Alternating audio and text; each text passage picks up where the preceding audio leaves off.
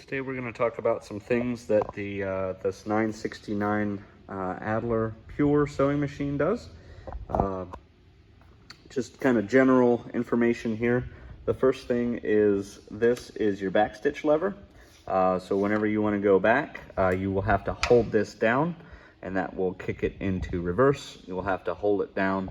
The big platform is made to use your elbow as you're sewing. The knob to the right here, this is stitch length. I believe these go by millimeters. So whatever number you have is however many millimeters that your stitches will be spaced. So there's that. Features up here, this is a manual foot lift.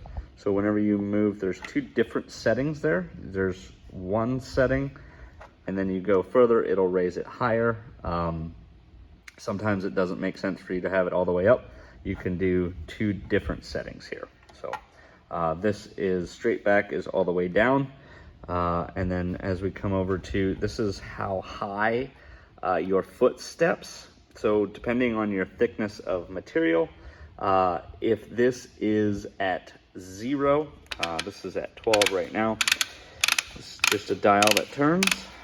So if this is at 0, it needs to have at least some number to step. So however thick your material is, and you can watch this as you turn it, it will raise with each click.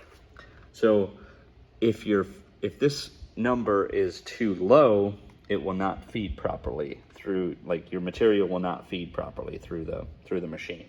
So if something is going wrong, turn this number up. You don't want this too high, but you do want it high enough that it feeds properly.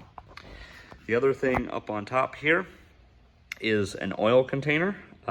This actually goes down and lubricates your needle bar frame so that you can just put a couple drops of oil in here. Just keeps everything lubricated. Next here we have the foot pressure adjustment. So this is a locking nut on the bottom here. So this needs to be loosened and turned up, and then you can turn this down or up depending on if you want more pressure downward or less pressure.